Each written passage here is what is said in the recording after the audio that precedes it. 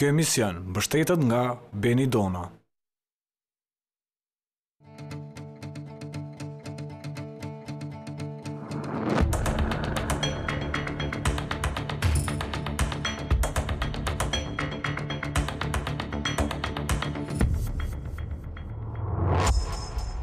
Përshëndetje shikues të Klan Kosovës. Periudha pas zgjedhore për disa lider partijak është e këndshme, për disa e sikletshme. Mustafiri jemi sontem ka shumë arsye për të qenë i kënaqur me rezultatin e zgjedhjeve lokale.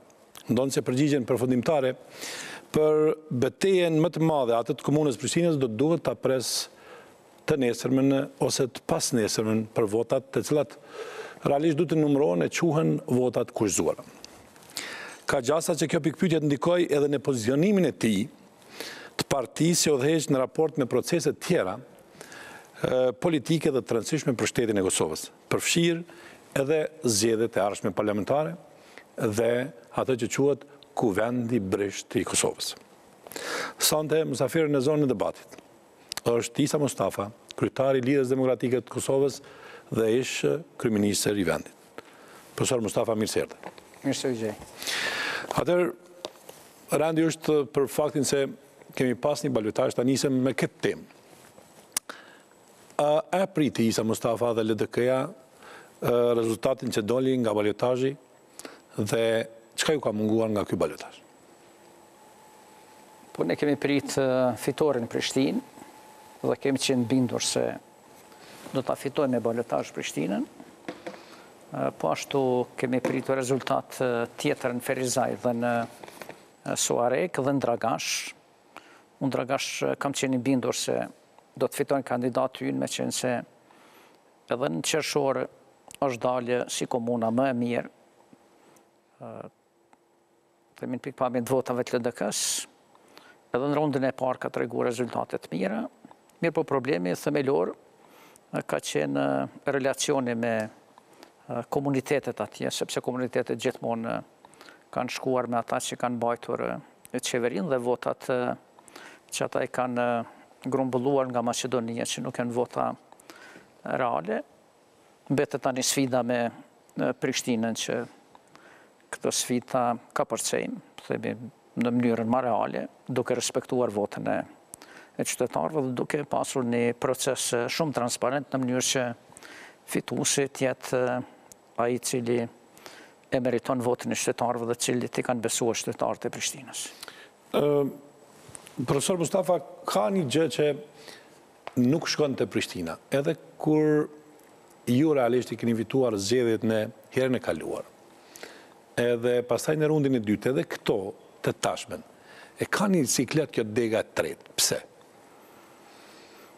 Në fakt ne në Prishtinë kemi dega e tretë në një farë mënyrë e përcaktoi këtë rezultat, se po të ishte më angazhuar, ndryshe do të ishte rezultat. Kemi këtu të dy degë, kemi tek cilat nuk kemi pasur rezultatet që kemi prit, degën e tretë dhe degën e katërt. Te dega e tretë kemi pas një veçori kështu më të shprehur, sepse është një pjesë e Prishtinës e cila është në zhvillim e sipër. Është mati 1, mati 2, bregu i diellit, ku kemi ndërtime shumë, ku kemi ardhje shumë të njerëzve edhe nga vishë tjera të Kosovës, të cilët nuk janë kontrolluar shumë dhe me të cilët LDK nuk ka punuar shumë në mënyrë që t'i familjarizoj me politikat e LDK-s dhe me degën e LDK-s. Prandaj nuk kemi arritë kësaj radhe të bëjmë ndonjë shpërthim më të rëndësishëm. Është përmirësuar gjendja pak në krahasje me atë çfarë ka qenë në zgjedhjet e qershorit, por nuk kemi arritur që ta përmirësojmë, sepse po të kishim rezultate më të mira në këto dy mjedise, sigurisht se sot do ta kishim të përfunduar këtë proces me një rezultat shumë pozitiv. Por unë megjithatë vlerësoj një punë që është bërë edhe në degën e tretë dhe në degën e katërt. Është bërë një punë shumë e mirë në degën e parë, me qenë se kemi pas një rezultat pozitiv, një diferencë për 2700 më shumë vota, është në degën e 5, po ashtu mbi 1000 vota, në degën e dytë mbi 500 vota, do të thotë në favor të Arbanit. Të këto dy degë tjera kemi pas një përmirësim, por s'kemi arritë që ta ka përcejmë një hendek i cilin e kemi trashëguar edhe unë kur kam qenë në garë në vitin 2013, edhe pse kam pas gati 10.000 vota më shumë se sa kundër kandidati, megjithatë në rundin e dytë ka munguar një numër i votave. Në rundin e dytë ka munguar diçka tjetër, se njerëz të LDK-s e konsideruan si fitore, prandaj nuk ishin të vëmendshëm dhe një pjesë e tyre nuk doli. Po tu ishte probleme, sepse njerëzit mendojnë që unë fitoj vetë, kam kontingent shumë të madh votave dhe është fitoria sigurt, por kur jenë zgjedhje atëherë do të luftosh për çdo vot, nuk llogaritshëm atëherë se do të bëjë një organizim kundër LDK-s në atë periudhë në mënyrë që të kemi vota kundër, por është një çështje e cila ka kapërcyer, edhe e cila pastaj do të na shërbejë si përvojë e re në mënyrë që të organizohemi më mirë dhe të sigurojmë votat me kohë. Çfarë mund t'ju sjellin votat me kusht, profesor Mustafa, si duken, për arsye se ju keni edhe njohuri në këto pika, janë mbi 2000 vota. Matematikisht, si do të dukej, ose si do të dukeshin votat brenda kutive, dhe në çka shpreson, dhe pse ju personalisht keni kërkuar rivotim? Ka mbështetje ligjore, apo për të qetësuar shpirtat politikisht që duhet rinumërimi që të dihet rezultati definitiv? Po në konsideroj se do të ishte i mirë të bëhet një rinumërim i gjitha votave, në mënyrë që fitoria të jetë e qartë. Tani unë nuk panoj për njënën palë, po për tjetër, natyrisht se unë gjithmonë shpresoj dhe jam bindur që do të fitoj kandidati LDK, zoti Arban Abrashi, mirë, po ajo varet prej vullnetit qytetarëve dhe prej asaj çfarë qytetarët e kanë shprehur vullnetin e tyre në kutia. Meqense se kemi një parafrim shumë të madh, do të kemi një diferencë të rreth më pak se 240 vota në 41.500 vota, përkatësisht 41.120 vota, do të thotë që është shumë e vogël, ose 1% prej 0,14 si diferencë mes njerit dhe kandidatit tjetër. Atëherë mënyra më e mirë për ta themi pastruar këtë situatë do të ishte që të bëhet rinumërimi i gjitha votave, sepse eventualisht mund të ketë gabime këtu apo atje, të sqarohen, pastrohen gjitha këto gabime, dhe kandidati i cili fiton natyrisht edhe duke numëruar votat me kusht dhe votat të njerëzve cilët nuk kanë arrit për arsye të situatës tyre shëndetësore, të hendikepuarit, policë të tjera që kanë qenë detyrë, që janë mbi 2000 vota si shtatë ju, pastaj të përcaktohet kandidati. Ne kemi kërkuar që të bëhet kjo, duke pasur parasysh edhe një rast që kemi gjetur në një vend votim se ka pas një gabim prej 80 votave, cilat nuk janë regjstruar kandidatit tonë për kundër kandidatit, dhe që mos të ketë kësi situata, ne kemi kërkuar që të hapen kutijat, që të numërohen, natyrisht me një mbikëqyrje dhe me një kontroll shumë të ashpër dhe me një transparencë krejtësisht ndaj qytetarëve, në mënyrë që fituesi të jetë ai i cili do të meritoj ato dhe i cili nesër do të jetë si fituesi pranuar, sepse është rezultati shumë i parafort dhe në një rezultat parafort për të pastaj gjithmonë ekziston dyshime se mund të ketë ndodhur diçka. Mirë, desha t'ju pyes konkretisht, ju para se të filloj balotazhi, pa të deklaruar se të gjithë janë me lidhjen demokratike të Kosovës. Si u bë që brenda natës partneri i juaj, ish partneri dhe gjatë koalicionit të ikë dhe mos t'ju lajmëroj se është me juve? Po mu vje keq për të themi për sjellje të tilla, sepse ai kishte premtuar që do të jetë me LDK-n, vërtet me LDK-n ai premtoi edhe në qershor se është kthyer në shtëpinë e Ibrahim Rugovës në familjen e Lidhjes Demokratike dhe se ka vendin aty, edhe kësaj radhe të themi kur ishte fjala për Prishtinën, ne gjetëm gjuhë përbashkët që të shkojmë së bashku, sepse është fjala për një komunitet ose një antarësi që ka qenë në një familje, një pjesë e tyre ka shkuar pastaj në AKR, por është një mentalitet, është një kulturë politike të parafort, por çfarë ndodh as nuk e di, sepse ne kishim premtime që edhe zotime që ata do të jenë me ne, ka qenë vetëm çështje që të merren formalisht vesh, mirë, po marrëveshjet formale për tek ne shqiptarët janë shumë pak të rëndësishme se sa fjala dhënë edhe zotimi i bërë, sepse marrëveshjet formale dhe ashtu po shkelen, por nganjëherë po janë shumë të forta fjalët që jipen, zotimet dhe besa që duhet kemi ne, ose besime që duhet kemi ne njëri tjetër, por kësaj radhe u tregua se themi janë shumë të prirur që të shkelin marrëveshjet edhe të shkelin fjalën. Mirë, para se të dalim të Zoti Abrashi, dhe pse e keni kandiduar, dhe isha t'ju pyes konkretisht, a keni mendim fare për qeverisjen 4 vjeçare të vetëvendosjes dhe shpendametit? Une e shikova një bilans tuaj në 4 vjeçar dhe analizova dhe bilancin e Zotit Shpendametit. Por me gjitha të, unë nuk jam sande për të komentuar, jam sande për të kërkuar mendimin tuaj. Cili është dallimi i qeverisjes së Isa Mustafas dhe qeverisjes së Shpendametit dhe vetëvendosjes? Po themi edhe vetëvendosjes së Shpendametit, me gjitha të, e ka pas një barë, të themi kështu, jo të qeverisjes së kryetarit, po qeverisjes partijake ma shumë. Që them drejtën, unë sa kam qenë qeverisë, kryeministër, nuk jam marrë asë që kam pas kohë të merren me Prishtinën. Nga njerë dhe se kam parë se çfarë po punohet dhe çfarë nuk po punohet. Gjatë kësaj periudhe kam qenë gjendje të shoh bilancet, të kem ma shumë informata se çfarë punuar gjatë këtyre 4 viteve, dhe pashtu të rikthehem se çfarë kemi punuar ne. Do të çka kam punuar unë mandatin 4 vjeçar dhe pastaj mandatin e parë 2 vjeçar. Unë jam i bindur që Shpendameti po të punon të 25 vjetë nuk do të arrinte që të bënte atë që ne kemi bërë për një mandat prej 4 vjetë. Do të është punuar shumë pak. Ne kemi punuar shumë, kemi pas shumë kritika, shumë vrejtje, kemi pas shumë sulme që ta sherdhen erdhë vetëvendosja dhe ta po korrigjojnë gabimet. Ka pas edhe tërheqjet njerëzve tanë në një formë për opinionet që ka dalë se unë nuk po solidarizohem me atë çfarë është bërë përpara, unë do me prej dhe do me tregu se çfarë bëj nesër. Edhe unë kam thënë njerëzve që ne fare zguxojmë jo të turprohemi, por të mos pranojmë se ne kemi bërë në Prishtinë çdo gjë, çdo rrugë që është ndërtuar në Prishtinë e kemi ndërtuar ne, çdo park që është ndërtuar në Prishtinë e kemi bërë ne, çdo shkollë që është ndërtuar në Prishtinë e kemi bërë ne. Unë për një mandat 4 vjeçari kam ndërtuar 26 shkolla.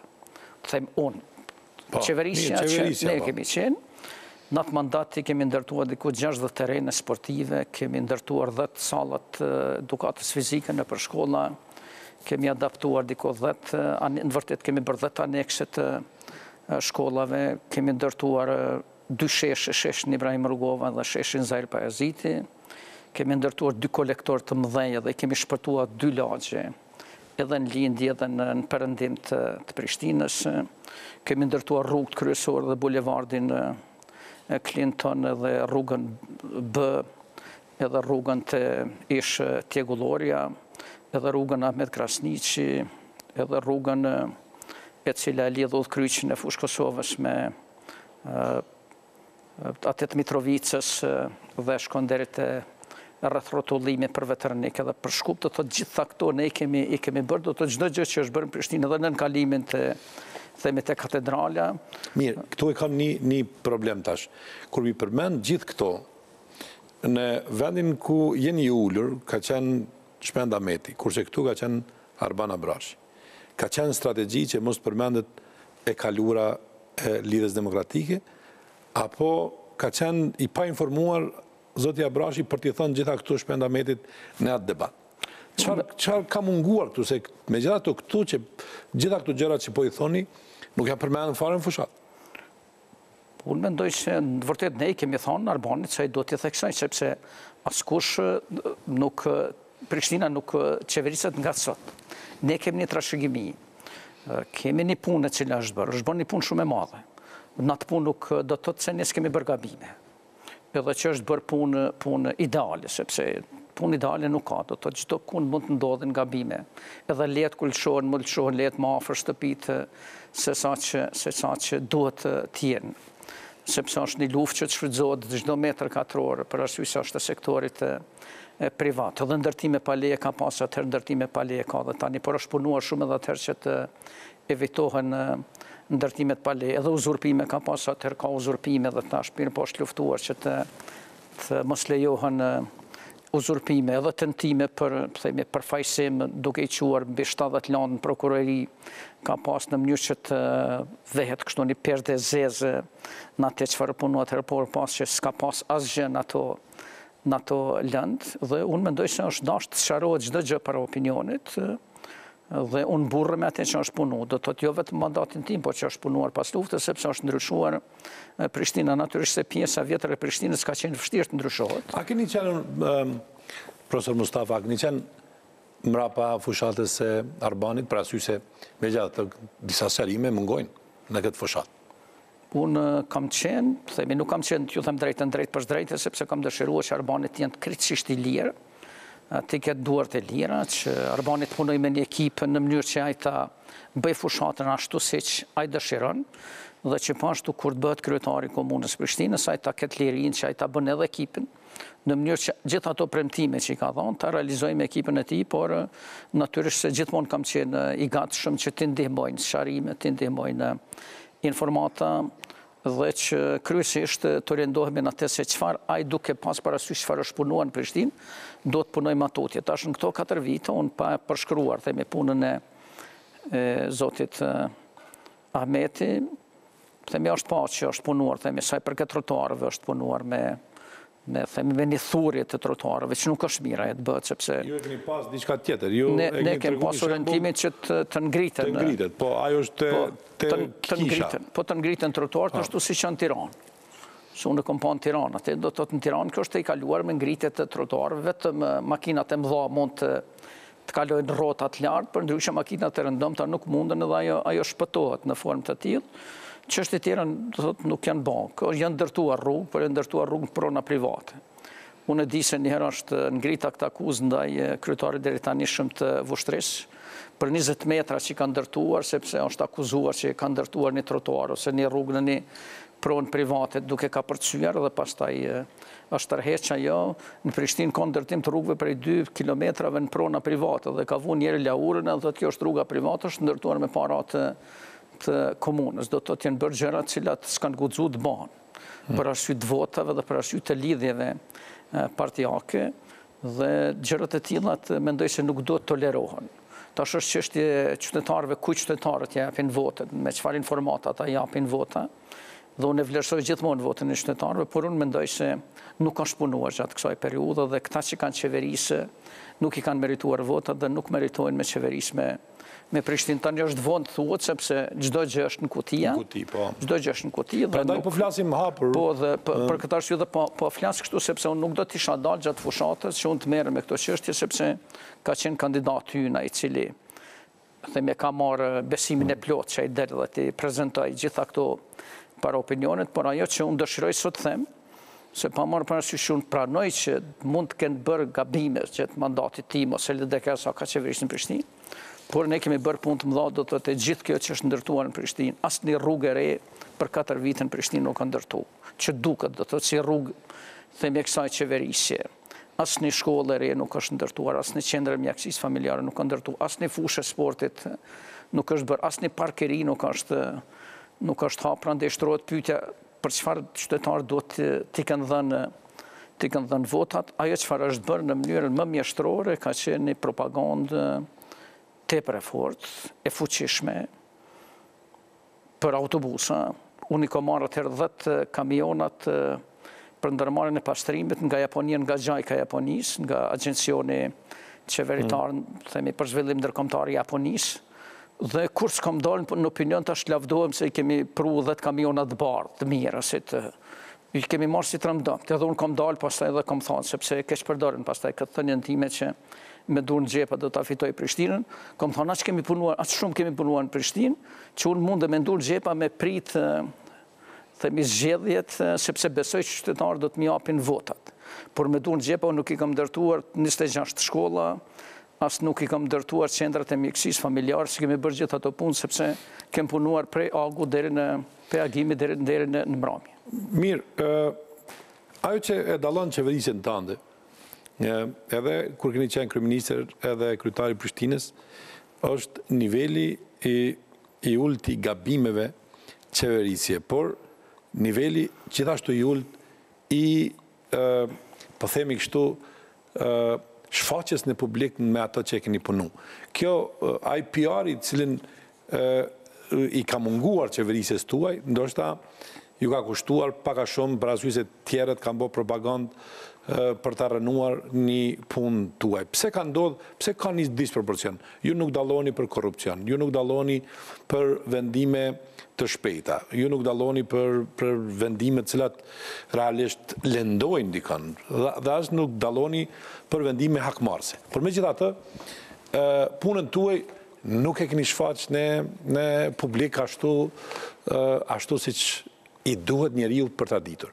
Pse kjo diskrepancë e madhe mes Isa Mustafës që punon dhe Isa Mustafës që e shpalos program? Unë mendoj se këtu ne kemi dështu. Edhe unë kam dështu se themi personalisht kemi dështuar një dhe si parti vazhdojmë dështojmë edhe sot, sepse nuk e kemi mirë të organizuar çështjen themi të relacione me publikun.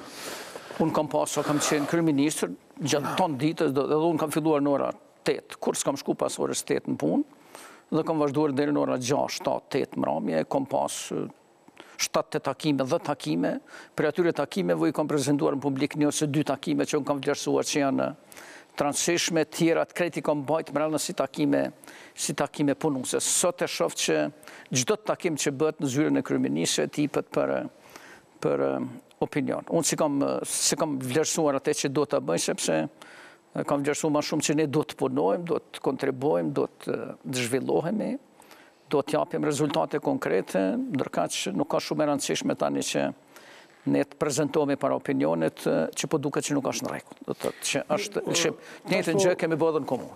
FMN-ja dhe Banka Botërore e dhanë një referencë të rritjes ekonomike që i takon qeverisë tuaj, 4.4% rritja ekonomike më e madhe në vend. Megjithatë, gjithë këto gjëra sikur i keni mshefur në NTP, profesor. Pse? Po ne kemi punuar shumë, se kemi punuar në pjesën e reforma fiskale shumë, kemi punuar shumë me biznise, kemi pas themi kontakte edhe bashkëpunim tepër të afërt me komunitetin e biznisit, përmes Ministrisë Financave, Ministrisë së Tregtisë dhe Industrisë. Është punuar pashtu shumë në rregullimin ose në përparimin e ambientit biznisit. Dhe u pas e Banka Botërore dha vlerësimin që ne prej vendit 60 kemi kaluar në vendin e 40.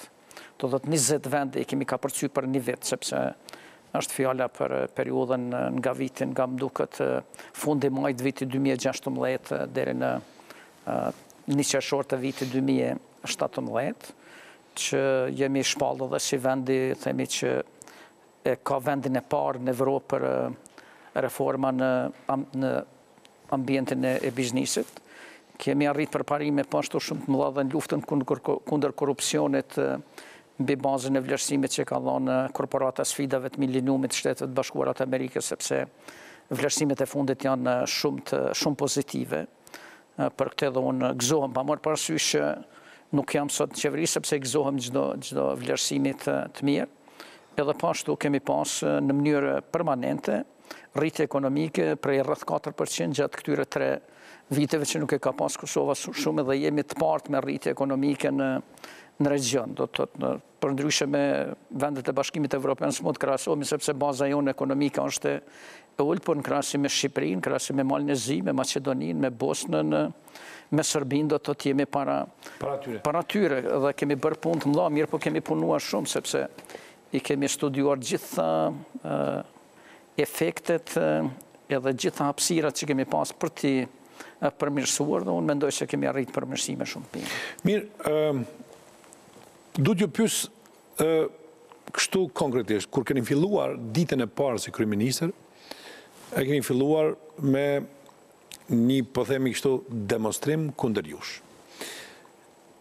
Ku i takojnë faj për lejimin e paligjshmërisë brenda parlamentit, kryetarit parlamentit Kadri Veselit apo juve? Për arsye se gjatë mandatit tuaj e keni leju gazin në sjellë brenda, e keni leju gati gjërat të cilat janë shumë larg ligjshmërisë.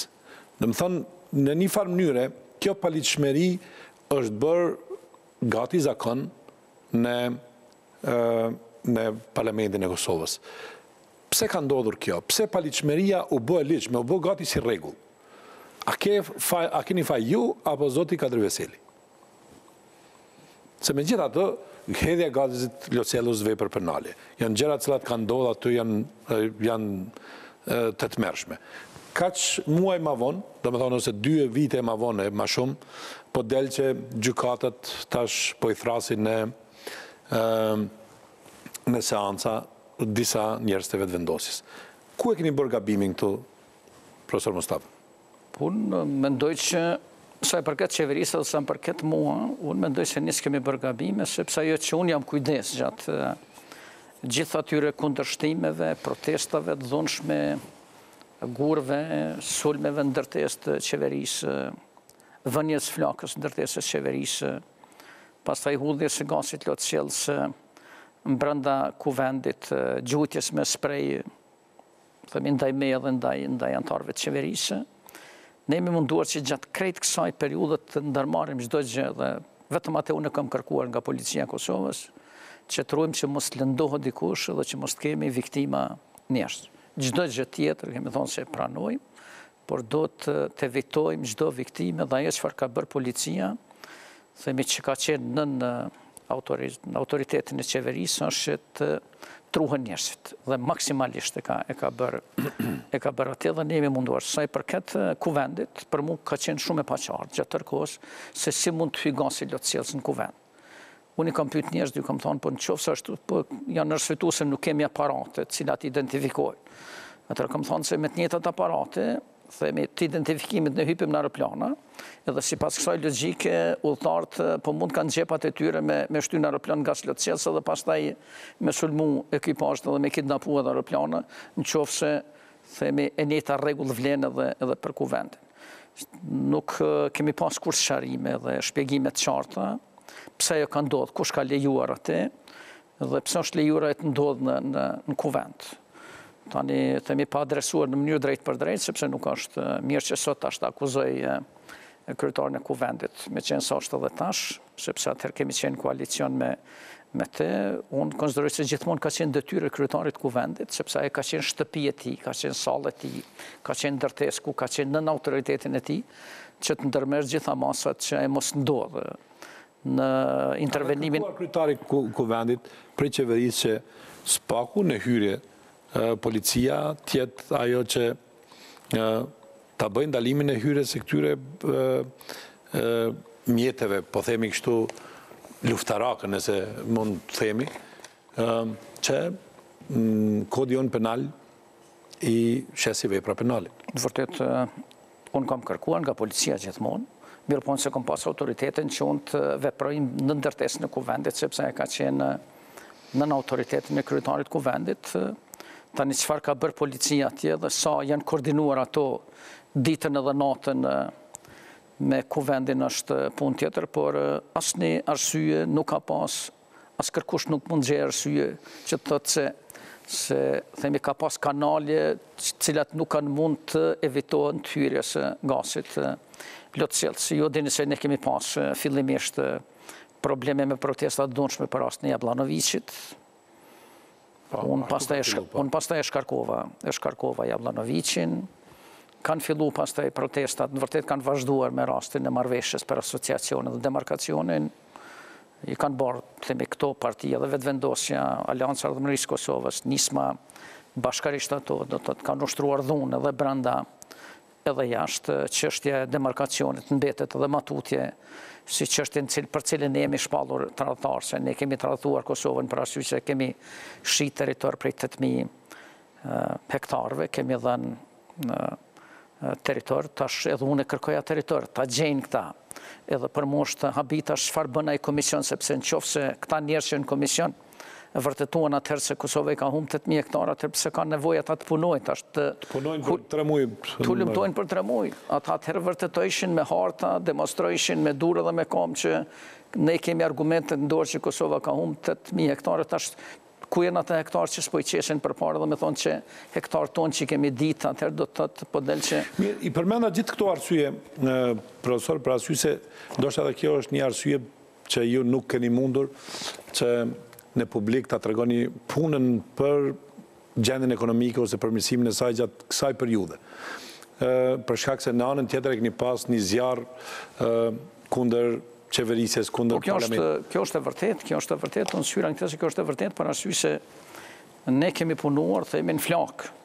Ne gjitha këto punë kemi bërë, themi në situatën kur kemi qenë sulmuar nga gjitha anët, dhe në opinion nuk ka dominuar pastaj çështja ekonomike, as rritja ekonomike, as ambienti biznisit, as reformat fiskale, ka dominuar vetëm gasi lotësjellës, ka dominuar blokada e institucioneve nga ana e komunitetit serb, sepse 6 muaj i bllokuan institucionet, ka dominuar çështja e asociacionit, çështja e demarkacionit, themi si tema të mëdha, edhe këto shfrytzuan edhe si pretekst pastaj për me shpall mosbesim qeverisë, sepse ne s'mund të merrshim vendime të mëdha, e tash unë po pres nga kjo qeveri dhe nga ky kuvend që të merr vendime të mëdha, por jam i bindur që jo të mëdha, po s'ka më shumë me marrë asnjë vendim, sepse është një kuvend i cili ka një shumicë shumë fragile, cila s'mund të merr asnjë vendim të rëndësishëm. Mirë, kjo është pjesa e parë e bisedës. Shkojmë me reklama dhe kthehemi në pjesën e dytë bisedës për të sqaruar gjitha këto tema që sapo i hapi ish kryeministri i vendit dhe kryetari i Lidhjes Demokratike Isa Mustafa.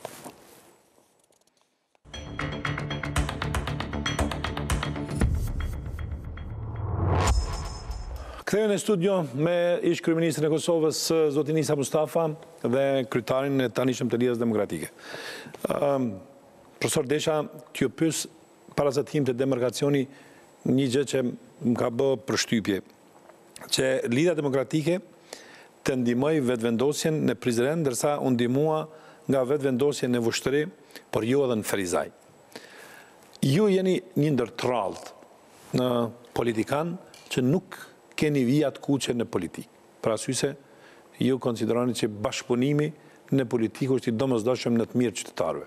Dhe këto vijat kuqe i keni hequr, por thoni që kur qeverisni dhe nëse qeveris Lidhja Demokratike, atëherë vija kuqe është ndalja korrupsionit. Më thuj për këto 3 gjëra, edhe pse keni përjetuar gjëra të vështira nga vetëvendosja, ju keni gjetur mundësinë që në disa pika të ndihmoni. Tani sa i përket Prizrenit, unë mund t'ju them se unë kam kërkuar nga deka në Prizren që ata të marrin një pozicion neutral. Do të thotë që mos të ndikojnë as përmes vetëvendosjes, as përmes PDK-s, sepse ne nuk kemi pas një arsye të veçantë atje as ta përkrahim kandidatin e vetëvendosjes, as ta përkrahim të PDK-s. Unë sa i përket njerëzve në kry, do të thotë unë kam mendimin tim edhe për njërin edhe për tjetrin, themi jashtë mendimit themi për subjektet politike, por nuk në asnjë rast se kam imponuar atë, por kam kërkuar që ata të mesin dhe pse kam vrejt që ka pas themi mendime ndryshme edhe brenda udhëheqjes LDK-s atje për njërin apo për tjetrin palë. Sa i përket PDK-s, neve na kryu një situatë e keqe, veç mas pas shpalljes mosbesimit ndaj qeverisë dhe prishjes së njëanshme të koalicionit, njerëzit tanë humbën besimin në PDK dhe është vështirë që, në vërtet ka qenë vështirë që t'i thuhet dikuj e pja orën këtij apo e pja atij, prandaj ne kemi vlerësuar që është mirë ta marrim një pozicion në mënyrë që pastaj qytetarët vendosin lirshëm, edhe anëtarët e LDK-s në bazë bindjes tyre se kënd e përkrahin qofsa ata dalin të votojnë. Të njëjtën gjë kemi kërkuar edhe në Mitrovic. Edhe atje që ne mos të marrim anë as te Agim Bahtiri, as te kandidatja e PDK-s, ka pas një shkurje të disa nëndegve ose pazarllëqe me agimin, por ato kanë qenë jashtë themi vendimeve edhe jashtë qendrës. Ne nuk i kemi tek për ndryshe kemi thonë degve që ata mund të bëjnë vetë marrëveshje, si që ka bërë Gjafer Tahiri në Vushtër, mund të gjejnë bashkëpunim, por ai çështja e tyre, se do të thotë ku gjejnë një përkrahje bashkëpunim, por se do të jemi korrekt pastaj ndaj gjithë atyre subjekteve që na ndihmojnë zgjedhje që gjatë qeverisjes themi për marrëveshje ose për premtimet që kemi bërë me shkrim ose që kemi bërë me gojë, ato duhet të plotësojmë sepse vinë zgjedhje të tjera dhe nuk është mirë që të sfidohemi edhe të vim se ne s'po i mbajmë fjalë që ju kemi dhënë. Ne kemi pasur në Prishtinë përkrahje edhe vota, cilat nuk kanë qenë vota vetëm të LDK-s, është çështje themi e hapur sepse ato duken E kemi marrëveshjen me Aleancën për Ardhmërinë e Kosovës, edhe unë besoj që ata ju kanë përmbajt marrëveshjes, ka pas edhe vota, mendoj edhe të antarëve të subjekteve tjera politike të cilat ju kanë dhënë LDK-s, nuk mund të kvantifikojmë se sa janë prej tyre, nuk ka pas marrëveshje formale, mirë po si vota qytetarëve unë i vlerësoj shumë. Edhe unë konsideroj se gjitha këto rezultate që ne kemi arritur në këto zgjedhje janë besimi i qytetarëve ndaj Lidhjes Demokratike të Kosovës, sepse ne arritëm që me vota për kryetarët komunave në rundën e parë jemi partia e parë, fuqishëm e para, me vota për asamblejës të pashtu dalim e para, edhe themi me komunat, tani komunat është vështirë të shprehen në numër, sepse ka komunat fuqishme të pafuqishme, komunat mëdha, komunat mesme, komunat të vogla, por duke marrë parasysh votën themi për kryetarët komunave dhe besimin, ne duhet të jemi shumë falenderues ndaj votës qytetarëve, ndaj qytetarëve në këtë rondë, dhe ne do ta kemi përgjegjësinë e plotë ndaj kësaj vote ndaj qytetarëve. Një pyetje direkte, a mendoni që demarkacioni është arsyeja kryesore pse është prish qeveria? Mendoj se jo. Mendoj se nuk ka qenë pretekst. Ka qenë pretekst? Pretekst ka qenë, unë mendoj se arsyet mund të jenë tjera, që mund të kjenë themi dalin dhe jashtë kontekstit themi të brendshëm të Kosovës, sepse nuk ka pas në asnjë arsye. A keni pas mosmarrëveshje me partnerën e koalicionit? Ju keni qenë, zoti tha që këtu në studio ka thënë që unë kam respektuar çdo vendim dhe çdo gjë që ka bërë kryeministri Mustafa. Nuk kemi pas, unë them nuk kemi pas, nuk kam pas asnjë problem as me kabinetin qeveritar dhe me antarët e qeverisë që nuk kanë qenë themin nga Lidhja Demokratike. Dhe unë e kam thënë publikisht se gjithë ata kanë punuar mirë, gjithë ju kanë përmbajt ligjit, nuk kemi pas asnjë rast themi korruptiv brenda, nuk kemi pas mosdërgjueshmëri, por s'kemi pas edhe votim kështu si kemi sot. Sepse ne kemi qenë shumë të kujdesshëm kur e kemi shtruar çështjet votojnë qeveri që ato të jenë në harmoni me kushtetutën, në harmoni me ligjin, jo që mos ta sfidojmë askënd të kërkojmë votën për dikujt për gjëra të cilat nesër mund dalin që nuk kanë qenë themi në harmoni. Dy antarët e kabinetit tuaj, po jo vetëm ata dy, zoti Haridin Kuqi dhe zoti Enver Hoxhaj, publikisht kanë thënë që kryeministri Mustafa ka qenë një prej më të mirëve dhe në një mënyrë vetëm është dashur të prishet koalicioni për arsyena, po ata kanë qenë që kjo qeverisje të vazhdojë. Po unë mendoj se Kosova ka pas një qeveri të mirë. Tash unë s'po flas për vetëm, po flas për një kabinet qeveritar. Cili ka qenë shumë i ngritur, ka qenë shumë i arsimum, ka qenë shumë i ndërgjegjshëm edhe shumë i përgjegjshëm në ushtrimin e detyrave individuale të ministrëve, por edhe si kolektivitet, si qeveri. Dhe unë mendoj se është bërë një gabim që jo është shpallë mosbesimi asaj e qeverie, sepse krahasuar me këtë qeveri që objektivisht përpos 2-3 njerëzve asnjëherë kush se njeh edhe që nuk ka themi asnjë vlerë as profesionale, as shkencore, as tjera, themi as politike, është larg asaj, por do t'japin edhe këta përgjegjësinë edhe përgjigjen e vet para opinionit, por të kthem pyetjet që shtruan do të thotë nuk kemi pas mosmarrëveshje, unë jam munduar që pik për pik të përmbahem marrëveshjes së koalicionit që kem pas me Partinë Demokratike, por edhe themi marrëveshje që kem pas me komunitetin jo shumic. Unë kam thënë që s'ka pas asnjë arsye që PDK-ja të përkrah mocionin e mosbesimit, edhe tjetë edhe vetë organizatore këtij mocioni, a janë penduar ata, po s'janë penduar është tash punë e tyre, por unë po shoh se ata po paguajnë edhe sot po paguajnë çmimin e asaj, sepse kanë dalë me zgjedhje kanë dalë keq, edhe në zgjedhje qendrore dhe në zgjedhje lokale.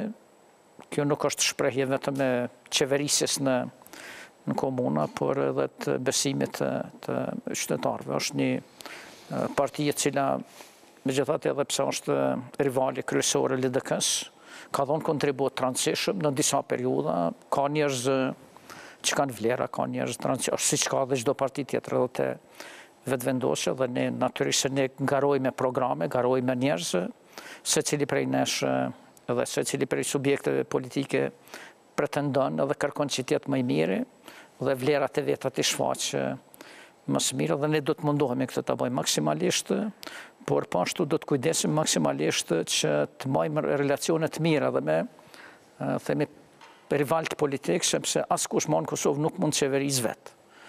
Domosdoshmërisht ne do të qeverisim bashkë me dikë. Nuk e thonë lidhjen demokratike, pra se megjithatë një pjesë e gjeneratës të re që ka hyrë në politikë në momentet caktuara, duke ditur që vota për abrashin vjen edhe nga Partia Demokratike, kanë pas momente shpërthimit jo politike, me thënë drejtë.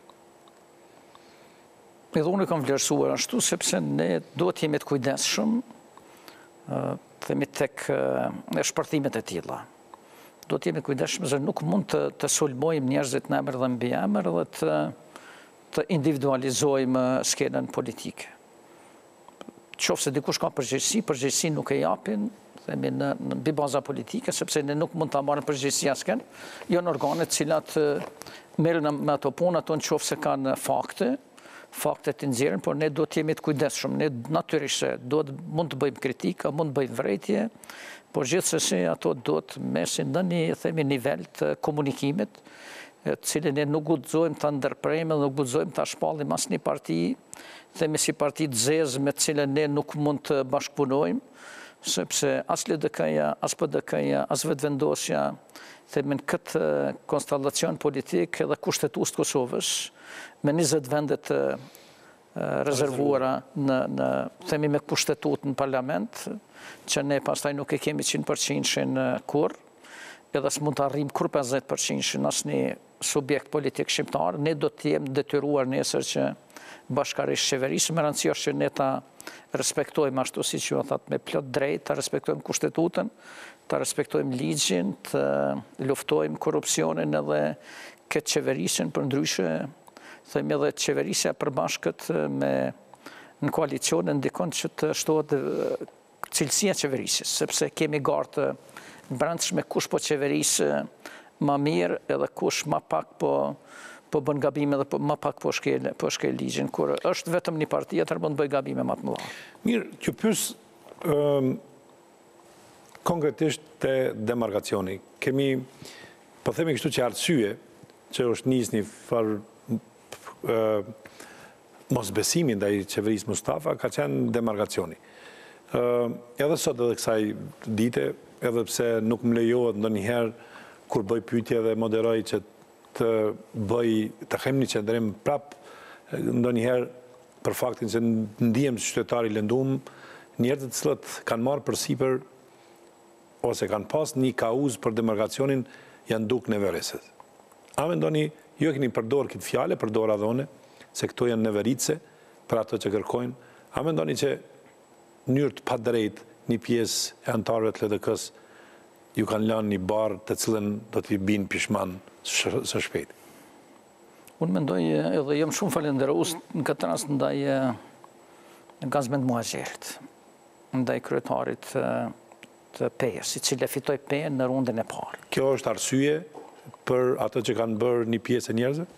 Sepse Gazmendi ka qenë komguls edhe trimërisht e ka mbrojt këtë viku fitare, edhe është ballafaquar drejt për drejti me njerëz atje, me bashkëqytetarët e tij, edhe ju ka thonë se kjo është vija. Dhe ajo që ka ndodhur pastaj është fakti që ai ka marrë rreth 70% të votave. Tani për kryetari ka marrë nga ato pjesë, nga ata njerëz, në shaj respekti edhe besimi ndaj tij, sepse njerëzit atje janë burra. Ju mendoni që Aleanca është dënuar pikërisht për këtë fakt? Unë mendoj se Aleanca e ka zhvilluar një kauzë të rrajshme, edhe sot e zhvillon edhe matute të rrajshme, edhe sot nuk është në gjendje, sepse njeri megjithatë do të jetë në gjendje që në moment caktuar ta pranoj se unë kam pas këtë kauzë politike, e cila ka ndezë në një periudhë caktuar, do të ka dhënë efekte, e ka mbind opinionin, e ka marrë do vota, ka marrë dhe në qeveri mbi atë, por se nuk matutje nuk ka hapësirë, asnjë arsye që të dëmtohet vendi, sepse tjetër kufin nuk ka. ose në qoftë se ata bëjnë kufinin zhleb edhe në qakor, nesër Lidhja Demokratike, nesër ja votojmë. Të parë do t'i qojmë durët që ta votojmë, atë kufi, po jo si kufi të aleancës, por si kufi të marrëveshje së Kosovës me malin e zi, sepse kufiri nuk caktohet në mënyrë të njëanshme, themi, në një komision cilit ju ka dhënë detyrë, unë e di që kufiri është në qakor, edhe ju tash keni me shku me vërtetu që hipotezën time se kufiri është atje. Ne komisionin para prak nuk e kemi bërë kështu në të vërtetë, nëse kam bëfarë, unë kam gjetë atë komision të themelu, por unë si kam thonë detyrë komisionit me caktu kufinin ku unë kam desh caktohet, po ju kam thonë caktoni kufinin ku ka qenë kufirin mes. Njerëz ke pyet, profesor, për kufirin. Ke pyet Amerikan, ke pyet NATO-n, ke pyet KFOR-in, ke pyet policin, sa me gjitha të i prej njerëzve që edhe i ke ditë edhe në kufit e Kosovës se ke udhëhequr me një komunë gjatë viteve 70-ta, por gjithashtu e keni një dokument që është jahti sari që thotë që kufit e Kosovës caktohen mbi katastrën, e jo mbi elemente tjera. Ta shu po nisem nga themi dokumenti fundit. Në fund ne themelum një komision qeveritar në krye me akademik Hifze Islamin edhe me ekspert më të mirë të Kosovës në mënyrë që ta bëjnë matjen e teritorit të Kosovës. Ata e matën teritorin dhe doli se territori është fiks ai që kemi pas përpara. Dhe se kemi një diferencë prej 2.5 kilometrave katror, që kemi humbë, por e kemi humbë jo me kufirin me malin e zi, po me Macedoni. Por është humbë me Macedoni. Do të është humbë përpara. Që është në shkrua dhe marrëveshje. Që është në shumë marrëveshje. Dhe ju konstatu. Do të kjo është e fundit. Një punë e mrekullueshme që është bërë nga akademik Hifze Islami. Pastaj e kemi komisionin shtetëror që në vërtet ndërkombëtar, cilën e patcaktuar presidentja Jajaga, dhe ai komision e vërtetoi të njëjtën vijë. Është Departamenti Shteteve të Bashkuarat Amerikës pa të kërkuar nga ne që t'ja dërgojmë hartat elektronike, pasi që komisioni caktoi vjen kufitar dhe ne ju dërgum, dhe ata pastaj dolen me komunikat se ajo është kufiri cilin në një shtet të Bashkuarat Amerikës dhe është kufiri cilin ka qenë mes Kosovës dhe Malë Zi dhe se kufiri është i sakt. Dhe komisioni jonë shtetëror pashtu e ka vërtetuar atë sepse unë e kam pyet një 3 herë morat mehen gjatë mbledhjes qeverisë kur ka ardhur raporti se a është ky kufiri që ne ka pas krahina e Kosovës atëherë me Republikën e Malit Zi në Soazat të Jugosllavisë dhe ai ka pohuar në qeveri se ky është kufiri dhe se nuk ka asnjë metër që është lëviz kufiri në njërin apo në anën tjetër. Pastaj unë ndërkohë kam pabiseduar edhe me zotin Bulliqi edhe me Florimin në zyrën time dhe po ta pyet se ku janë vrejtjet e juja.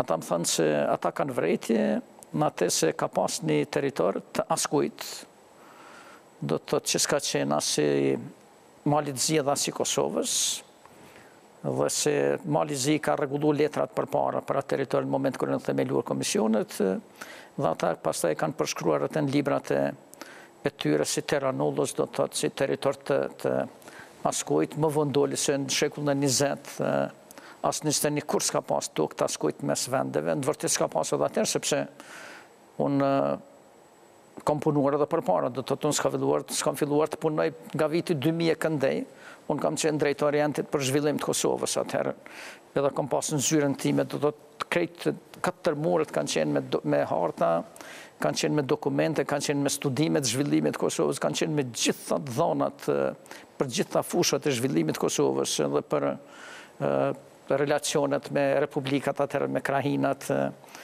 edhe kam ditë që kur s'ka pas territor të askujt, do të thotë Jugosllavi s'ka pas territor të askujt mes dy republika ose mes krahinave dhe republikave. Më vonë pastaj i ndrun tezat edhe thanë jo kemi humbë territor, se unë pa ta thonë kemi humbë territorin ton apo kemi humbë territorin e askujt. Kjo që po thoni ju, ne kemi humbë territor të askujt, do të kemi humbë një pretendim ose një shans që ne ta marrim një territor që s'na ka takuar as neve as atyre. Sepse ashtu pa të zhvilluar tezën fillimisht, më vonë pastaj thanë që jo kemi humbë territor tonë se po del që Mali Zi është më i madh, tash mos u merrni me Malin e Zi, merrni me Kosovën. Apo a kemi ne territor të humbur apo është rrit Mali Zi, nëse rrit Mali Zi mund të rritet por jo në territor tonë sepse në teritorin tonë, po del që kemi atë sipërfaqe që kemi pasë edhe më parë. Unë pres që ata dalë me një raport, ne si LDK do të votojmë në momentin e parë që ata dalin me marrëveshje me malin e zi që kufira është në Qakor edhe në Zhleb, në qofë se ju ata do të sharojnë pse kanë bo propagandë tillë dhe për çfarë na kanë shpallë tradhtarë, se ne kemi humbë 8.000 hektarë, sepse s'humbën. A ju keni thënë zotit Bulliqi dhe zotit Florin Ejupi, se keni përgjegjësinë në lëkurën e juaj të 2 milion njerëzve këtu në Kosovë që liberalizimi i vizave varet për propagandës tyre në veritse realisht. Unë kom thonë që ata do të tjenë përgjegjshëm edhe profesional, edhe të kenë përgjegjësi edhe shkencore dhe profesionale për atë çfarë ata deklarojnë edhe për çfarë ata angazhohen, sepse ishte rrezik që tash ne të kërkojmë që ajo që është të zgjidhet për shkas ose për hatër të liberalizimit të vizave.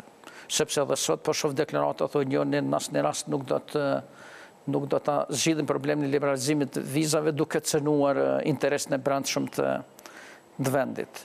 Për mua është shumë pak e rëndësishme, i thash edhe kongresmenit Engel kur ishte para 2 ditësh që takova, i thash është nga ju Engel që ta votoni demarkacion. Ai pyeti se si është çështja e votimit, unë i thash se ne do të votojmë çdo marrëveshje e cila vjen si marrëveshje për bashkët e Kosovës me malin e zi, jo marrëveshje të njanshme, me dëshirë do të votonim një marrëveshje e cila kufirin e qëtë në Zhleb edhe në Qakor, patëm një lloj buzëqeshje prej tyre, por në qoftë se edhe rikthehet marrëveshja që ne kemi bërë, natyrisht unë s'mund të them tash për inati se votojmë, sepse ne jemi të përgjegjshëm edhe të ndërgjegjshëm ndaj qytetarëve për krimin e kushteve për lëvizjen e lirë tyre, por thash se kjo çështje pastaj nuk, sepse u shtru pyetja po ju ai keni pas votat atëherë. Thash ne atëherë s'kemi pas votat sepse si kemi pas votat e serbëve, për arsye se serbët më patën thonë qartë në zyre se ne nuk do ta votojmë marrëveshjen demarkacionit, sepse kemi sinjalen nga Serbia që nëse bëjmë këtë, ne atëherë pranojmë sovranitetin shtetëror të Kosovës, sepse përcaktimi i kufive shtetëror të Kosovës me malin e zi e fuqizon sovranitetin shtetëror të vendit, edhe ne nuk jemi në gjendje që ta bëjmë këtë, sepse nuk jemi lejet Serbisë, por ne do ta bënim këtë nëse Shtetet Bashkuara të Amerikës bëjnë ose ndërhyjnë ose bëjnë presion mbi Beogradin që Beogradi të mos na pengoj neve që do ta votojmë, sepse ne se kemi pas votën e tyre, do thashë ne s'kemi pas votë, por për ne nuk është me rëndësi vota, për ne është me rëndësi që ne të sharohemi sa është kufiri sakt apo jo. Nëse ne themi se kufiri është i sakt, atëherë vota vjen, por nëse ne dalim dhe themi se kemi humbë territor, atëherë natyrisht se nuk mund të presim që dikush mund ta votojë atë. Ne kemi pas këtë rast, jo është rrut përpara dhe tek disa deputet LDK-s, që thonë jo, po na kemi përgjegjësi ndaj qytetarëve atje në pesë, sepse na si marrin votat, na jemi të varur prej tyre, ata po mendojnë se ne po i tradhtojmë, në fakt ata qytetarët pesë ja dhanë votat gazment magjerët, ata ja dhanë votat atij, do të thotë sepse ata i besuan atij, edhe i besuan themi trimërisë edhe sinqeritetit të tij. Mirë, sipas gjitha gjasave, ajo që konstaton njeriu është se një komision është serioz, ose një grupacion politik është serioz, kur del me fakte se territori i Kosovës është këtu, ose në një hapësirë që ata thonë deri në Zhleb. Ata ka thënë që ne kemi fakte. Kaluan 3 muaj nga fillimi i kësaj qeverisje, dhe një 3 muaj tjera, ose 4 muaj ma shumë, ku ata kanë pas rastin të tregojnë se me fakte se kufiri është atje. Kanë filluar një betejë tjetër për gjetë fakte. Kur ka gënjur ky komision? Ka gënjur atëherë që kanë fakte, apo po gënjejnë tash që po hulumtojnë fakte? Se këtu ka një mishmash ose një, po themi, hipokrizi në deklarim. Është një huqje madhe e këtij komisioni edhe njerëzve të cilët e kanë zhvilluar, themi, këtë teoritë humbjes territorit. Huqja qëndron faktin që ne pavarësinë e Kosovës nuk e kemi shpallë në vitin 45, as në vitin 50. asë në kohën e Gjillasit, për pavarësinë e Kosovës e kemi shpallë 2008. Edhe me planin Atisarit, neve në është pranuar që territori i Kosovës është territori në cilin Kosova e ka pas me 31 dhjetor të vitit 2008. Ajo është, në vërtet 98, në vitit 98. Para se me fillu masat e dhunshme të Serbisë, sepse është friguar atëherë që Serbia përmes masave të dhunshme pastaj merr masa edhe në ndryshimin e territorit. Dhe ne kemi pranuar këtë dhe kjo pako Atisarit është dokumenti mbi cilin ne kemi shpall pavarësinë. Nuk kemi shpall pavarësinë dokumentet Gjillasit, por të pakos Atisarit, duke e mbajt territorin që ka pas krahina e Kosovës atëherë në suazat të ish Jugosllavisë. Tani në qofë se ne dalim me disa dokumente historike të viteve në 1930, 29, të viteve 25, 20, atëherë ne vetëm sa humbim kohë, sepse atë territori neve s'na njeh kërkush. Ne në vitin 58 kemi marrë rreth 200 kilometra katror në pjesën e Leposavicit, që është në bashkangjitë Kosovës, në qofë se ne thirremi edhe kërkojmë territor të vitit 45 me malin e zi, atëherë kur ta bëjmë demarkacionin me Serbinë, Serbia thotë, ani merr në kriterin Nëse heqim elementin e katasës, ajo do të ndodhë. Po, ajo ndodhë. Ajo ndodhë, do të ne humbim territorin që kemi, dhe në mos do ta kemi këtë territor të Kosovës, do ta kemi diku për 196 kilometra katror ma pak se sa që kemi sot në qofë se kemi me Serbinë mirë, po gjitha vendet tjera kanë bërë me kriteret katastrit. Edhe me këto kriteret katastrit ne jemi interesuar të komunat, të Peja, të Deçanit, të Joniku, të Istogu, dhe asnjë për këtyre komunave nuk ka mujt ta vërtetoj se është humb asnjë metër katror territorit tyre me të cilat kanë qeverisë. Kemi interesuar në AKP-n, në Agjencionin Kosovar të Privatizimit, sa kemi ndojt pronë të këtij agjencioni që ka kaluar ndej, nuk ka. Kam biseduar me policinë e Kosovës, me policinë kufitare dhe ta kanë thonë se këtë kufi që është caktuar tani ne kemi menaxhuar gjatë, edhe kjo është kufire që ne e menaxhojmë edhe para marrëveshjes me malin e zi. Kemi me kurudhat pashtu, me agjencionin e pyjeve, pashtu të agjencionin e pyjeve ka pas, themi një dokument me cilin agjencionin e pyjeve ka menaxhuar dikon një 600 hektar pyje, atje mirë po nuk ka pas kur dhona katastrale edhe dokumentacion katastrale që është në pronësinë e tyre, ndërka që Rozhaja dikuj ka menaxhuar një 550 apo 600 hektar të Kosovës, cilat janë kthy Kosovës, ajo pjesë dhe kjo pjesa që ne kemi menaxhuar dhe nuk kemi pas dokumentacion është dhënë malit zi, dhe është bërë prerje kështu që s'kemi humb asnjë metër katror të tokës. Në bisedën që kom pas me kryeministin e malit zi, ai ka thonë se ne konsiderojmë që kufiri është i saktë, është me centimetër, por gjatë shënimit të vijës kufitare, ne gjithmonë jemi në gjendje që aty ku konsiderohet se ne do të... Ajo pika 7 që e keni në shkruar. Pika 7. Atë pikë ne do ta implementojmë dhe me atë pikë do të kemi asnjë problem që ne të bëjmë lëshime andej edhe kënej, por gjithmonë duke mos humb territor asnjë pjesë. Mirë, nëse bën regjia të shkojmë me reklama dhe 3 pyetje e fundit, për fund flasim për Brukselin, dialogun dhe çfarë do të bëj zoti Mustafa vitin e ardhshëm nëse demarkacioni e merr formën çfarë e kanë shkruar edhe 2 ministrat e tij, zoti Thaçi dhe zoti Skënder Hyseni. Shkojmë me reklamat dhe kthehemi në minutat e fundit me ish-kryeministrin e Kosovës dhe kryetarin e Lidhjes Demokratike.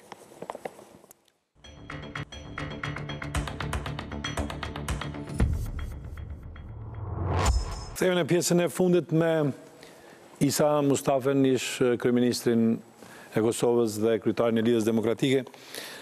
Profesor Mustafa, po dështoj demarkacionin në Vardiandin e asaj që supozojnë kjo qeveri ose grupi i cili është thirrur të përmirësoj diçka nga ajo që është gabuar dhe nuk e sjellin, çfarë do të bëjë Lidhja Demokratike? Do të kërkojë mocion për këtë qeveri? Mendoj se mocion do të kërkojmë me demarkacion ose pa demarkacion, sepse konsiderojmë që kjo qeveri s'mundet kështu të ketë jetë gjatë, edhe se vendimet cilat po i merr kjo qeveri nuk janë vendime që bëjnë dobi vendit. Po me qenë se kemi këtë 100 ditëshin, ata për mu nuk e kanë respektuar, unë po respektoj. Dhe me dherë me 18 apo 19 dhjetor. Dhe gjithsesi, sepse demarkacioni nuk është i vetmi dhe me argument që fletë se kjo qeveri do të qeverisë ma gjatë ose jo. Saj për këtë demarkacion të unë sot e shpallit dështuar, sepse kjo komision s'ka me bazë gjë. Asë një argument s'u në gjenë, qofë se bindë marveshjen e cila ka qenë për parën kuvent, natyrë se ne si LDK nuk kemi arsye që mos ta votojmë, sepse unë kam qenë kryeministër kur është përgatita ajo dhe kur kemi nënshkruar marrëveshjen, do në kam përgjegjësi, jo vetëm ndaj Kosovës, por kam pas përgjegjësi edhe ndaj komunitetit ndërkombëtar dhe unë përgjegjësinë e shoh si çështje trashëguar prej një mandatin tjetër. A kërkon kthimin e postit kryeministrit nëse të vërtetohet kjo? Jo, nuk kërkoj dhe në asnjë rast nuk do të bëja kthimin e postit kryeministrit. Unë do të kërkoja kthimin e postit kryeministrit për LDK-n, sepse vetëm në rast se LDK del e parë. Dhe ne do të dalim të parë në zgjedhje, ta zëmë vendin e parë, dhe pas zgjedhjeve kur ato të mohën, atëherë ne si LDK marrim përgjegjësinë dhe jemi të gatshëm të qeverisim me një qeveri shumë atë vogël, me një qeveri spaku, në vërtet më shumë me një 12 ministra, jo më shumë, me një ministër të komuniteteve, jo kështu si që është tani dhe si që ka qenë edhe në qeverin kur kam qenë. Unë dhe me një marrëveshje paraprake me partnerët e koalicionit që ma shumë zbët, sepse nuk jemi vendi cili e duron ma këtë një qeverisje me katë shumë ministra, me zavens ministra, edhe me vendimet cilat dalin jashtë çdo kornize dhe ligjore dhe kushtetuese. Jo, mendoni se disa vendimet fundit janë jo shtetënore? Unë mendoj se vendime për faljen e borxheve, për ambalazhues të ujit është vendim krejtësisht jo ligjor. Sepse askush mund të merr vendim tillë përpos kuvendit Kosovës me ligj të veçantë. Ne kemi pa aprovu ligjin për faljen e borxheve deri në vitin 2008 dhe as gjatë në afateve nuk e kemi bërë kur me vendim qeverisë, por e kemi bërë me amendamentet të ligjit në kuvend, sepse s'ka kërkush autoritet që atë që dikush nga firmat e ka arktuar nga qytetari, t'ja falë qeveria ti, sepse me ligj nuk është para pa, drejta qeveria të falë borxhe në mënyrë, themi, të një trajtshme.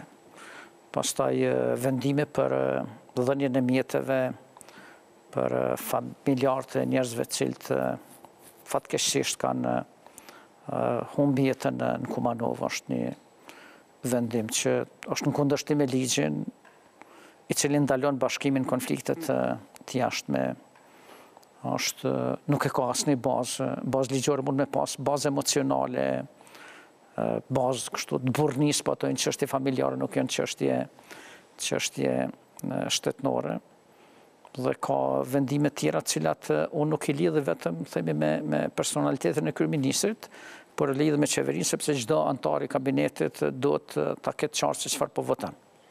Për çfarë çogishtën dhe për çfarë jo. Unë kam pas një qeveri tillë që përpara njerëzit kanë ardhur kanë thonë është mirë që një vendim tillë ose një ligj tillë të mos e sjellim qeveri, sepse nuk do të jemi në gjendje ta votojmë dhe unë gjithmonë e kam respektuar. Atë kam respektuar opinionin e zyrës ligjore, sepse pa të s'kemi vepruar kur, prandaj nuk është mirë që të kemi vendime të tilla, sepse ato pastaj i hapin probleme tjera më vonë të qeverisë. Si rregullohen këto vendime? Mund t'i konteston dikush, mund t'i konteston avokati i popullit, mund të kontestohen në një mënyrë tjetër, për arsye se vendimet cilat vinë si të tilla, që nuk kanë një bazë ligjore, çfarë pasojë ka? Po unë mendoj se vendimet tilla do të kontestohen tani në kuvend, sepse do të jenë deputet të kuvendit Kosovës që do të hapin këtë çështje në kuvend. Dhe mos lejojnë që qeveria të merr vendime të cilat janë në kompetencë të kuvendit, vendime për falje të borxheve ose për lirim nga detyrimet të cilat i kanë firmat do ta merr kuvendi. Nëse kuvendi është i gatshëm ta bëjë një vendim të tillë, atëherë qeveria mund të përgatisë ligjin kuvendit. Por jo qeveria të merr rolin, sepse pastaj vim në një situatë që qeveria nesër shpallet shkelës e ligjit. edhe do të kemi edhe probleme edhe ndërkombëtare për arsye se do të shënohet që kemi raste të humbit të korrupsionit, sepse ato mirën si korrupsion në rast se dëmtohet paraja publike. Aty kemi një dëmtim paras publike prej 59 milionë eurove për arsye se është marrë vendim jo kompetent dhe nuk është mirë që të lihet në qafaj vendim as kryeministit as qeverisë, por edhe këta që kanë ta rishqyrtojnë, mos shkojnë matutje në implementimin atij vendimi dhe vendimet e tjera të cilat janë jo ligjore. Pyetja ime e fundit, e kam një dilemë të... Ose të them edhe vendimi për ndalimin e privatizimit të tokës bujqësore, për 80% tokës bujqësore. Nuk e ka drejt ta bën qeveria, sepse agjensioni i privatizimit është organi pavarur, i cili përgjigjet drejt për drejt i kuvendit të Kosovës dhe kërkush nuk edhe po themi kështu, për shembull disa subjekte strategjike që janë ose po themi objekte strategjike më mirë, që është ndaluar privatizimi i tyre. Dhe tash i kalojnë në kompetencë qeverisë dhe respektivisht ministrisë për tërheqjen e investimeve të huaja. Edhe kjo është pak problematike me pa kaluar në kuvend. Është problematike sepse edhe me ligj është rapat që kuvendi do të vendosë. Pyetja ime e fundit ka të bëjë me lidhjen demokratike. Lidhja demokratike mbas presidentit Rugova ka pas turbulenca dhe sa herë që ka pas zgjedhje dhe janë humbur ato, apo sa herë që ka pas prurje të reja, po themi ka pas përplasje. Është hera e parë që Lidhja Demokratike me prurje të reja hyn në zgjedhje dhe e ruan qetësinë e vet. Ma thuaj, ku e ke gjetë kodin e, po themi kështu, ekuilibrimit emocional të gjeneratave brenda Lidhjes Demokratike? Është çështje autoritetit tuaj, është çështje e bisedave të gjata, është çështje e besimit ndaj Lidhjes Demokratike ndaj jush, apo është çështje e një shpresë se Lidhja Demokratike është partia më e mirë e këtij vendi? Po jo që unë themi sepse njeriu të mëson gjithmonë kur nuk është themi njeri i gjithdijshëm që mund të di gjithë relacion të raportet, ajo që kam pa në LDK është se ne në LDK do të japim shansën çdo njenit që të eksponohet, që të ketë hapësirë për të thënë mendimet e veta, idetë e veta, dhe çdo herë që e kemi ngushtuar këtë hapësirë, pastaj kemi pas keq kuptime, qoftë brendshme, qoftë me opinionin. Edhe këtë kemi mundësuar, që çdo njeri mund të thotë, mund ta shpreh mendimin e vet, këto mendime pastaj të harmonizohen në formë balancohen brenda, edhe të arrihet një mesatare e cila është e pranueshme për gjithë. Dhe çështja e dytë është që ne në LDK nuk guxojmë ndami mbi bazën e gjeneratave. Dhe të themi se kjo është gjenerata e Republikës, ajo është gjenerata themeluesve të LDK-s, kjo gjenerata është më e mirë se sa ajo se është më bashkëkohore, më moderne, më ashtu, por se edhe fuqia votës, por edhe... është ajo, megjithatë edhe brenda. Po. Edhe kemi arritë që ta krijojmë, themi, një koherencë, edhe një bashkëpunim shumë të mirë ndërmjet gjeneratave dhe një bashkërënditje, themi, edhe të punëve dhe të aktiviteteve, duke i dhënë gjithmonë gjeneratës së re hapësirë, sepse ajo është më dinamike që në pozicionet, themi, ku duhet të ushtrohen punë, funksione drejt për drejta, ata të kenë hapësirën e vetë në mënyrë që asnjëri mos të pengohet. Unë mendoj se kontribut kanë dhënë edhe zgjedhjet, edhe fitoret që kanë realizuar, themi, kandidatant si kryetar të komunave, deputet pastaj 3 në kuvend, dhe është pa se janë pranuar vlerat, edhe të njerëzve që kanë punuar gjatë LDK, edhe njerëzve që kanë hyrë tani në LDK, dhe se neve na nevojiten këto dy palë vlera si vlerat përbashkëta të Lidhjes Demokratike të Kosovës, dhe ne do të kultivojmë këto përfundimisht në mënyrë që të sigurojmë një bashkëpunim të mirë, një interakcion të brendshëm, një besim të brendshëm, i cili është shumë i mirë tani në LDK. Kemi komunikim me çdo kënd, do të thotë s'është askush i diskomunikuar brenda Lidhjes Demokratike. Brenda LDK. Në fund, sikur mos ishit me akërën në zgjedhjet e kaluara të përgjithshme të 11 qershorit. ekziston një përshtypje që Lidhja Demokratike ishte dalë para. A mendoni që keni gabuar që keni lidhur koalicion me AKR? Edhe e keni krijuar grupin tjetër përballë kundër jush? Po unë kom bërë këtë llogari, do të thotë prej deputetëve që ne kemi pas në listë, deputetëve të LDK-s ka fituar më pak se çdo i treti. Prej deputetëve të AKR-s dhe të Alternativës ka fituar çdo i pesti. Dhe sipas kësaj llogarie matematikore do dilte që nëse ne do të kishim 100 kandidat nga LDK janë listë, atëherë ne do të kishim më shumë se 32 apo 33 deputet LDK-s, themi mbi atë tendencë statistikore nëse e marrim, ndërka që me qenë si kemi bërë koalicion, ne kemi arrit 29, për i cilve do të thotë i kemi pas një numër të AKR-s dhe të... Ajo vlerë shtuar e emrave, po jo e votave. Mirë, po është vlerë shtuar e emrave. Dhe ajo kalon një përshtypje të mirë tek opinioni, dhe tash unë s'mund të them se kemi gabuar, sepse atëherë kemi marrë me vetdije këtë. Ajo çfarë ne kemi arrit, atëherë kemi arrit që PDK-ja mos ta jap kandidatin për kryeministër, i kemi detyruar që atë të bëjnë ndryshimet e brendshme. Edhe pse s'kemi pas ne tash ndonjë fushat s'kemi zhvilluar kundër zotit Veseli atëherë, por me qenë se ai e zhvilloi fushatën edhe sa ishim bashkë, që ai të bëhet kryeministër para kohë, e rrëzum nga ai pretendimi i tij për kryeministër. Dhe me te praktikisht edhe ndryshume, themi relefin politik të Kosovës. Dhe unë mendoj që mirë është ka ndodhë që ka qenë ajo, sepse pa marrë parasysh që ne s'kemi dalë të parë, megjithatë e kemi krijuar një rreshtim të skenës politike, ja mundësuam atër që vetë vendosja dele para, mirë po për 5 muaj, prapë e qitëm vetë vendosin tretën, na dolëm të partë dhe u pase kush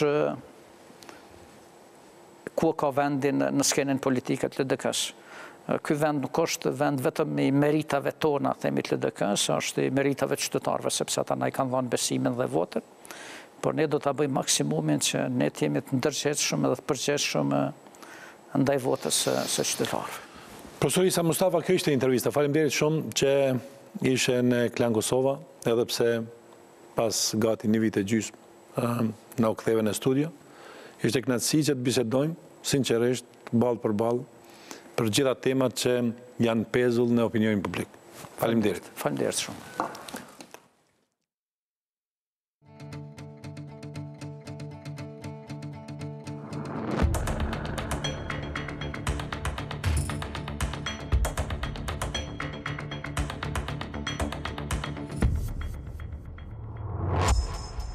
Ky emision mbështetet nga Zona.